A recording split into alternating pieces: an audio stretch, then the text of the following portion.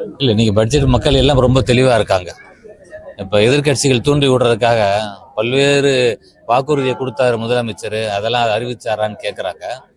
ஆட்சிக்கு வந்து நாங்கள் 100 நாளில் தொட போகிறோம். இதுக்கு முன்னாடி கடந்த 60 வருஷமா ஆட்சி பண்ண திமுக அதிமுகவும் அங்கே கஜானாவை தொடச்சி எடுத்துட்டு போயிட்டாங்க. 10 லட்சம் கோடிக்கு மேலே அவங்க கடன் வச்சுட்டு ஏற்படுத்திட்டு போயிருக்காங்க. அப்போ வந்து வருவாய் அதிகரிக்க வேண்டும், செலவினத்தை குறைத்து, இதெல்லாம் வந்து பெரிய லெவல் ப்ராசஸ் நடக்க ஆரம்பித்திருக்கிறது. நிச்சயமாக பார்த்துருப்பீங்க, பல்வேறு துறைகளில் ஊழல் வந்து இப்போ வந்து மிகவும் ஒரு முன்னேற்றம் இது பண்ணப்பட்டு ஒழிக்கப்பட்டு இருக்கிறது.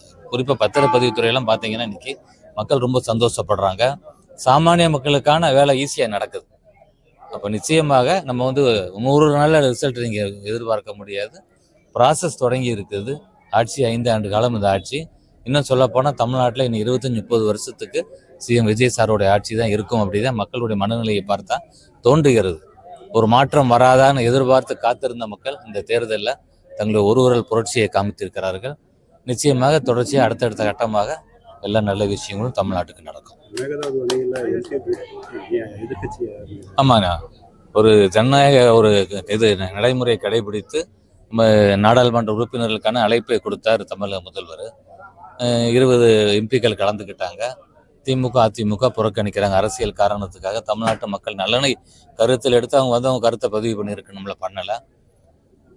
இப்போதைக்கு தாவேக்காக்க எம்பிக்கள் பலம் கம்மியாக தான் இருக்குது. இப்போ தான் ஆட்சிக்கு வந்திருக்கிறோம். இன்னும் 29 நடக்கக்கூடிய நாடாளுமன்ற தேர்தலில் உறுதியாக தமிழ்நாட்டில் 39, பாண்டிச்சேரி சேர்த்து 40 தாவேக்கா கழகம் நம்முடைய முதல்வரோட தலைமையில் நிச்சயமாக கூட்டணியோட தலைமையில் வெற்றி பெறும். அதை தாண்டி தென் மாநிலங்களில் மிகப்பெரிய ஒரு பெயர் பெற்றவர் நம்மளுடைய தமிழக முதல்வர், பெரிய ஆதரவு பெற்றவர். வடக்கு நான் போகும்போது கூட பார்க்கல, மும்பை போன்ற நகரங்களில் கூட அவருக்கான ஒரு பெரிய ஒரு ஆதரவை நாங்கள் பார்க்கிறேன் நான். அதனால அடுத்த இந்திய பிரதமரை தீர்மானிக்கிற ஒரு சக்தியாக நிச்சயமாக நம்முடைய மாண்புமிகு தமிழக முதல்வர் நிச்சயமாக இருப்பார்.